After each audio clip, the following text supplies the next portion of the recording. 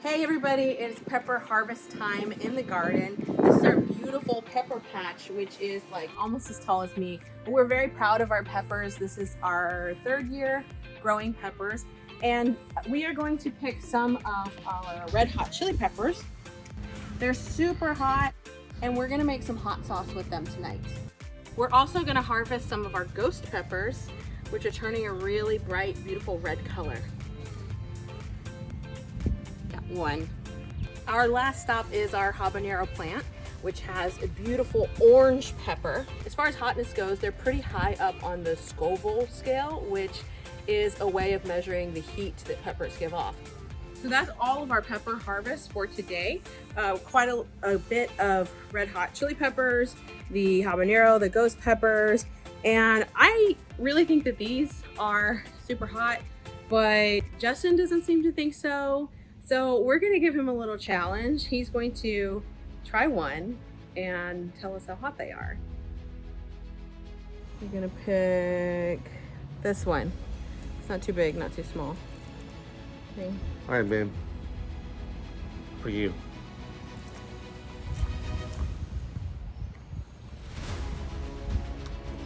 He's still smiling through it, just for the camera. Oh wow, I can smell that. I can smell how hot that is. Woo! Yeah, that really kind of makes my eyes water. Oh yeah, I can. Okay, is it hot? He said it wasn't that hot. Hold on.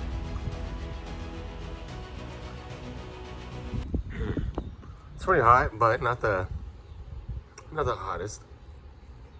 Not the hottest. Okay, so we're gonna take the rest of these and we're gonna go inside and we're gonna make some hot sauce because in a few more weeks, baby Grace will be here, and one thing, you're gonna die. Okay, bye, babe. All right, so now we're going to make our hot sauce. We're gonna use our chili peppers as well as some of our garden tomatoes. There's a bunch of them that got harvested and they've just been hanging out here for a while. A little bit of cilantro, lime, garlic, and onions. Some of the biggest tomatoes that we harvested from our garden. As you can see, they look a little rough. This is because of the fast growth and lack of calcium in these tomatoes, but they are still okay to eat. Oh my gosh, a total of 2 pounds, a little bit more than 2 pounds of tomatoes. I don't know if we're gonna use all of this, but we're gonna try. So the first thing we're gonna do is preheat our oven to about 425 degrees. We want a really high temperature because we're trying to get these vegetables roasted, not just baked, roasted, which makes a huge difference in the flavor. You're also going to need a baking pan and some foil.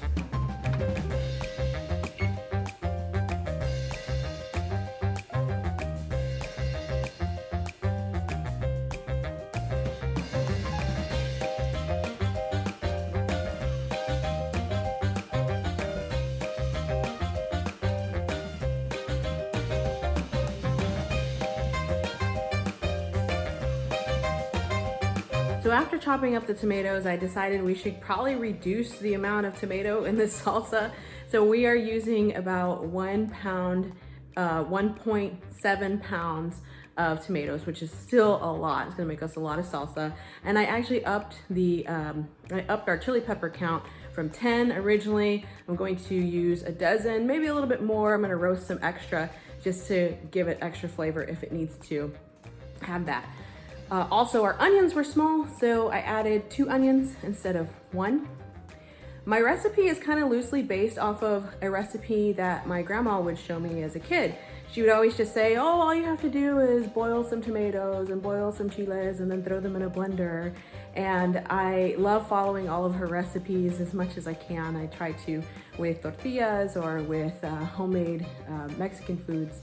And so I am trying to remember her and think of what she would do in these kinds of situations where you're not really sure what ingredients, what kind of flavors all of your ingredients are gonna produce.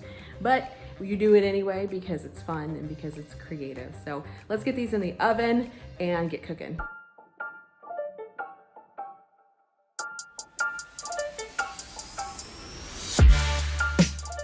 So while that's roasting, we are going to juice up our limes and then cut up our cilantro.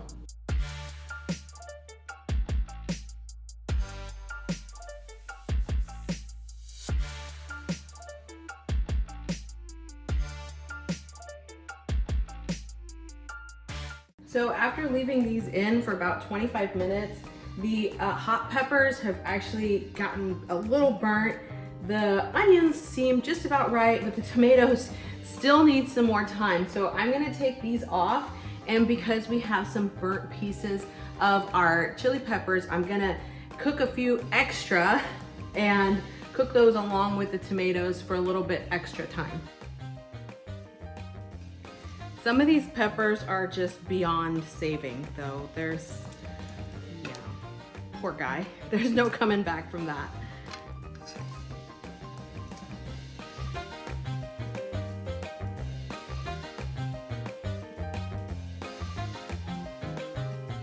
Our tomatoes finally look like they're kind of ready. We've got some cracking and a little bit of charring on them. So we're gonna take them out. And our peppers, you know what, they're okay, right? Okay, now we're ready to add all of our ingredients to the blender and get our salsa going.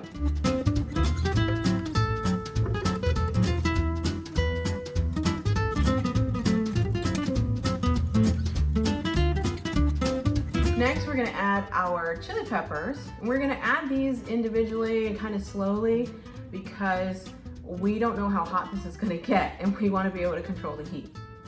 We have a little bit of chopped up garlic. We're just gonna use the rest of it. It's probably about 1 teaspoon.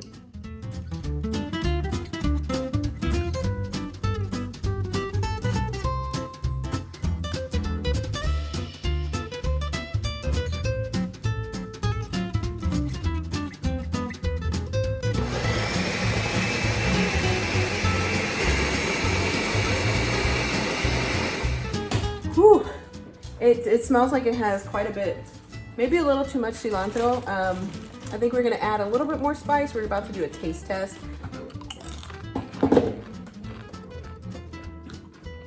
Oh wow, that's good. That's really good. Erica says it's good. I need it spicier. Okay, so I am a medium to mild spice kind of person, and Justin is a burn the seat off of your pants spice level person. Justin is very dedicated to how hot he wants his salsa to be. I must suffer. So he is sins. He is adding all these peppers to just the little bit of salsa that's left, and he's gonna try that. And I'm gonna stick with my salsa.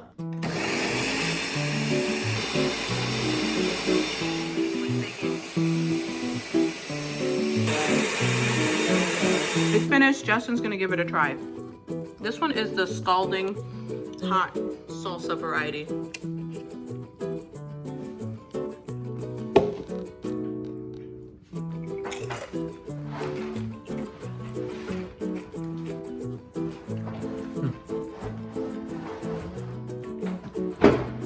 Pretty good.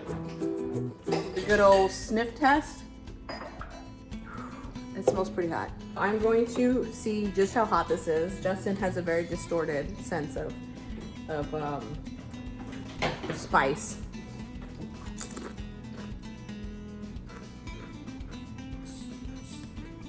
Oh wow, that's pretty good. Seeds better. Yeah, that's really good. I wouldn't just sit and eat that. Oh god, there it comes. Oh, it's coming. All right, I'd say it's like a 4 out of 5 on levels of spice. Yeah, good stuff. Justin is going to add some ground turkey to his because he loves the spice so much. Pretty good? Mm-hmm. Okay, let me try some.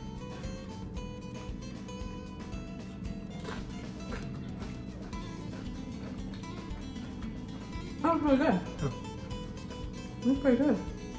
So here's just a quick side tip. If you ever make salsa that's way too hot, you can always add some limes or lemons even to kind of cut down on the heat, or add extra cilantro. Okay, so that is our making salsa from your garden peppers video. Hope you enjoyed it. Hope you learned a little something. This one's mine, which After tasting it a little bit more, I figured it's probably like a 5 out of 10. It's pretty much a great, like a good medium salsa that you would eat with chips and dip and just get to enjoy the different flavors. Justin's, on the other hand, If you like a little hot, it's pretty good. And it leaves like a little tingling on your tongue and just a little sweat on your forehead. which I still think is great. And if you add it to like the bland turkey meat that we had on hand today, it really gives some good flavor and just reminds me of traditional Mexican family food that we would eat together growing up. So hopefully you guys enjoyed it and you learned a little something. Cheers. Cheers.